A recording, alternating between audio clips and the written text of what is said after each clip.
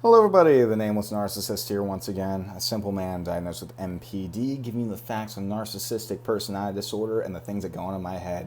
If you like this video, please like, comment, and subscribe. But keep in mind, I am no clinician. I can only speak to my own experiences and the things that go on in my head, and research sometimes. Okay, so attachment styles. I want to start this out with kind of an anecdote from when I was a kid. Well, kid in quotes. I was younger, but I remember one of my parents, I think it was my dad, told me a story about me and my sister when we were babies.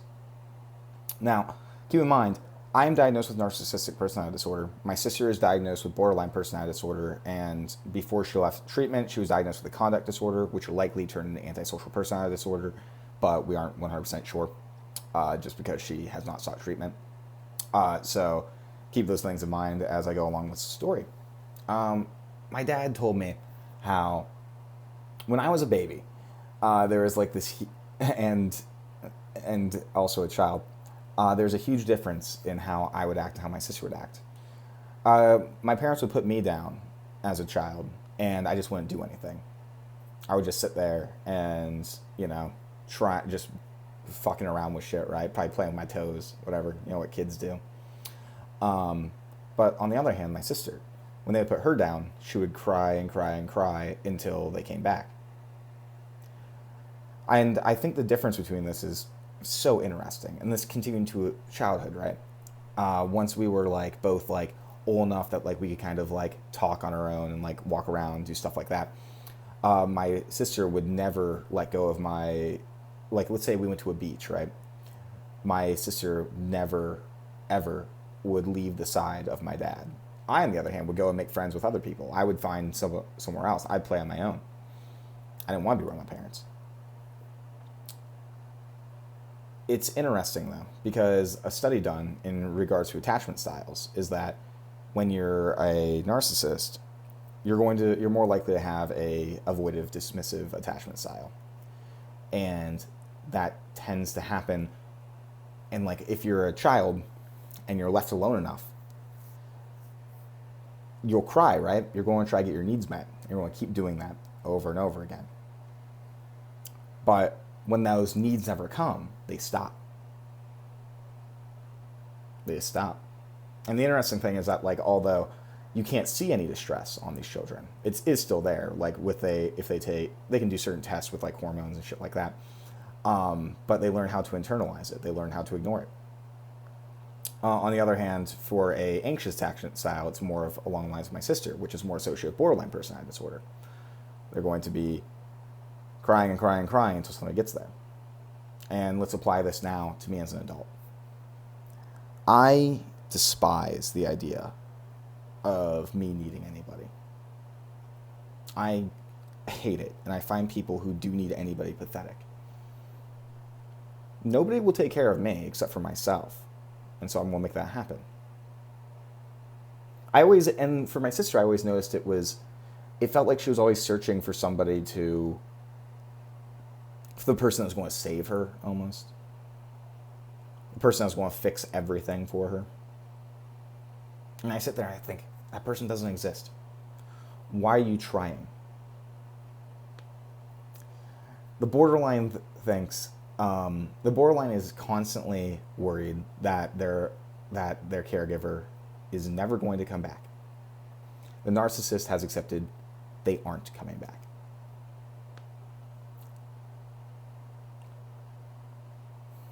And that applies today too. I look back at my relationships and I see how humiliated I would be if they knew that I cared about them.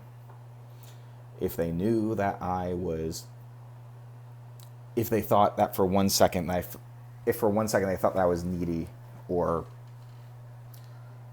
dependent on them, how desperate I was to prove that I wasn't. I don't need them. They could leave and I won't care, is what I just wanted them to know. That's what I wanted myself to believe. I'm not sure which. If that was still the same. And I watched my sister go through these just meltdowns in front of people that she was expecting to save her, and just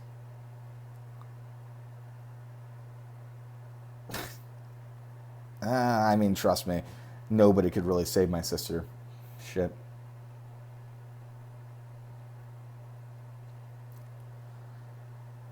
I don't get it. I don't get comfortable wanting somebody to save you. Maybe not that. I kind of get that. I get wanting that. What I don't get is like how it's tolerable for people to know that. I hate that. I can't let somebody know that they have that kind of power over me. That like they might be the person that can make or break me. They take advantage of it. They hurt you. I would always say that nobody else will stand by my decision, so I have to. Even things that I knew were wrong, I had to stand by because I knew nobody else would.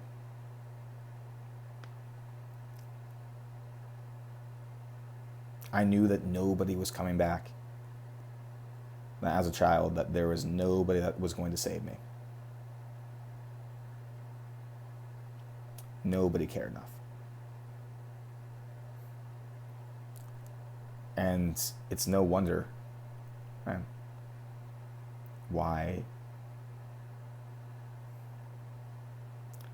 It's no wonder why I am the way that I am, why I refuse to shed any degree of my autonomy.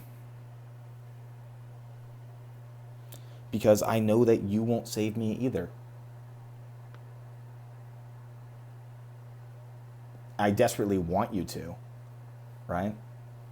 I desperately want the people in my life, the people that I love, the people that I've been in relationships with, I want them to save me. I want them to so bad, but I know that they won't. And so I can't show them that I need that. I try to prod and poke them in ways that will like get them to rip off my mask and then like see me for me and not hate me and recognize I'm a monster, but not hate me. But I know that they won't. I know deep down I am unlovable. And so I'm stuck with a paradox where I want somebody to love what I view as unlovable.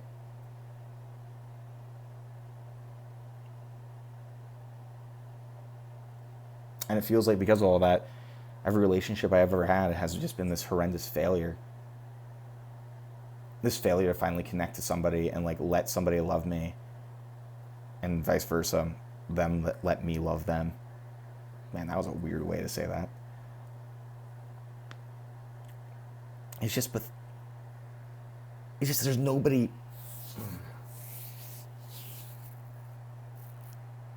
There's nobody else.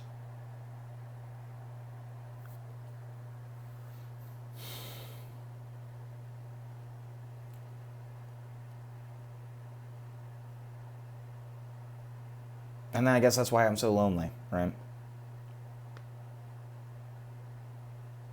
That's why it's so fucking lonely. Because you don't let anybody in, because you know everybody at the end of the day is out for themselves and they're going to betray you. But I want to. I really do. I desperately want to. Like, I wish I could describe it to people in a better way, because it's like I crave for you to connect to me. I crave that. I just don't know fucking how. Sorry. I just don't. I want to connect to you. I want to show you that I love you, and I want you to show me that you love me. But I can't. I can't because then I'm setting myself up for you to hurt me. Just like everybody had before.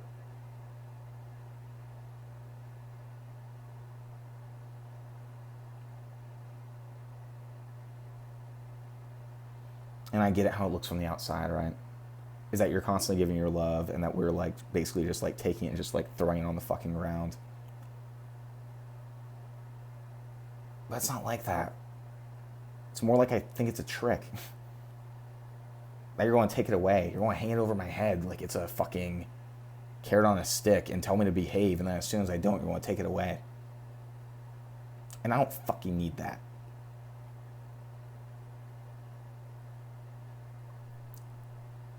Like my ex told me that, like, she gave me all the love that she could, but I could never trust it. And why would I trust it? You guys say that it's not, but love is conditional. And, well, some of you guys say it's not, right? But love is conditional.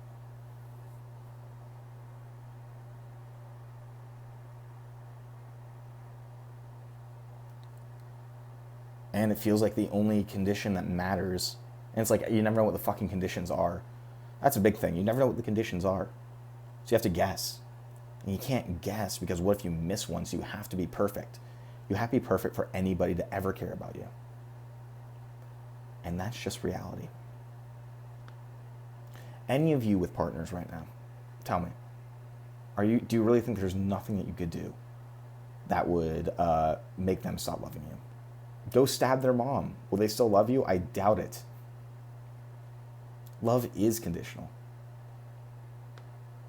And I prefer to do without it. I prefer to live a life dedicated to, I would prefer achievement, admiration, status, to things that can't be taken away quite as easily or arbitrarily. There we go. That can't be taken away as arbitrarily as love can.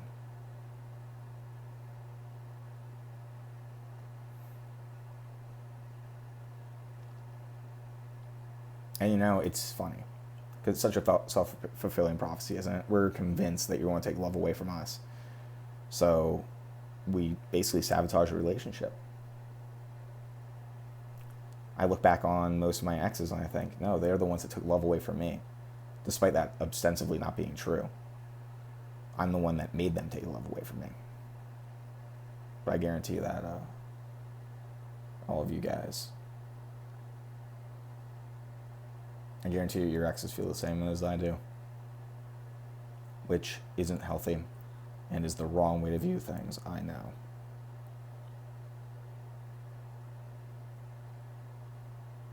But fuck, it sucks. It's fucking prison. I don't expect anybody to be like, oh no, like, I don't want anybody's pity, obviously. And I don't expect people to I don't even expect people to really sympathize with my position. But there's two sides of this. Narcissists hurt themselves way more than they hurt the people around them, that's for fucking sure.